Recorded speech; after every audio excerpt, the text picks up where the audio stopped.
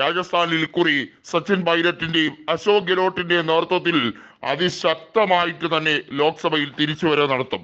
നമുക്കറിയാം 2014-ലും 2019-ലെയും ലോക്സഭാ തെരഞ്ഞെടുപ്പിലെ കണക്ക് സ്ഥിതിവിശേഷം നമുക്കറിയാം.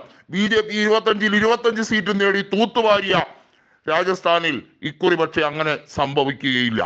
2009 ആവർത്തിക്കും എന്ന് കോൺഗ്രസ് പറയുന്നത് വെറുതെയല്ല. 2009-ൽ കോൺഗ്രസിന് 21 സീറ്റ് കിട്ടിയപ്പോൾ കേവലം 4 സീറ്റായിരുന്നു BJPക്ക് കിട്ടിയത്. കഴിഞ്ഞ നിയമസഭാ തെരഞ്ഞെടുപ്പിലെ വോട്ട് ഷെയർ തന്നെ കൃത്യമായി നോക്കിയാൽ അറിയാം. കേവലം 3% വ്യത്യാസം, 3% പോലും ഇല്ലാത്ത രീതിയിലേക്കാണ് BJPക്ക് അവിടെ കഷ്ടിച്ച് ഭൂരിപക്ഷം കിട്ടിയത്. എന്നാൽ വസുന്ധര രാജയും അതുപോലെ തന്നെ മകൻ ദുഷ്യന്തും ഇടഞ്ഞു നിൽക്കുന്ന രാഷ്ട്രീയ സാഹചര്യം തന്നെയാണ് ഇപ്പോഴും. ദുഷ്യന്തിന് സീറ്റ് കൊടുത്തെങ്കിൽ പോലും വസുന്ധരയ്ക്ക് മുഖ്യമന്ത്രി സ്ഥാനം കൊടുക്കാത്തതിൽ വസുന്ധര പക്ഷക്കാർ അതിശക്തമായി തന്നെ BJPയുടെ കേന്ദ്ര നേതൃത്വത്തിനെതിരാണ്. അത് ലോക്സഭയിൽ എങ്ങനെയൊക്കെ പ്രതിഫലിക്കും എന്നുള്ളതാണ് കാത്തിരുന്ന് കാണേണ്ടത്. അത് മാത്രമല്ല, BJPക്ക് അകത്ത് ഭജൻലാൽ ശർമ്മയ്ക്കെതിരെയുള്ള ഉൾപാർട്ടി പോര് അതിശക്തമായി നടക്കുന്നുണ്ട്. അദ്ദേഹത്തിന്റെ മന്ത്രിസഭയിലെ ഒരു മന്ത്രി ഉപതെരഞ്ഞെടുപ്പിൽ പരാജിതനായത് അതുകൊണ്ട് തന്നെയാണ്. ഇനിയും രാഷ്ട്രീയപരമായി പല നഷ്ടങ്ങളും ഭജൻലാൽ ശർമ്മയ്ക്ക് ഉണ്ടാകും എന്ന് തന്നെയാണ് BJPയിലെ പ്രമുഖരായ നേതാക്കൾ പ്രതികരിക്കുന്നത്. അത് കൃത്യമായും ഒരു താക്കീതായി തന്നെ കേന്ദ്രത്തിലേക്ക് വിരൽ ചൂണ്ടുകയാണ്.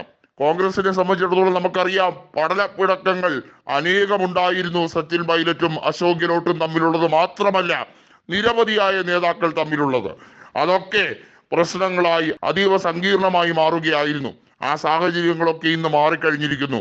അധികാരം നഷ്ടപ്പെട്ടപ്പോൾ കോൺഗ്രസിന് മനസ്സിലായി എത്രത്തോളം വിലയേറിയതായിരുന്നു രാജസ്ഥാനിലെ ഭരണം, എത്രത്തോളം ഉത്തരേന്ത്യയിലെ രാഷ്ട്രീയ മണ്ണിൽ പിടിച്ചു നിൽക്കാൻ കഴിയുന്നതായിരുന്നു കോൺഗ്രസിന്റെ ആ വേരുകൾ. എന്നാൽ കോൺഗ്രസിന്റെ വേരുകൾ ലെവലേശം നശിച്ചിട്ടില്ല എന്ന് ഓർമ്മിപ്പിക്കാൻ വേണ്ടി തന്നെയാണ് ലോക്സഭയിൽ അതിഗംഭീരമായ തിരിച്ചുവരവ് നടത്താൻ കോൺഗ്രസ് ആലോചിക്കുന്നത്. നമുക്കറിയാം, 25 സീറ്റിൽ കുറഞ്ഞത് 15-ൽ കൂടുതൽ സീറ്റെങ്കിലും നേടിയെടുക്കും എന്നാണ് സച്ചിൻ പൈലറ്റ് പറഞ്ഞിരിക്കുന്നത്.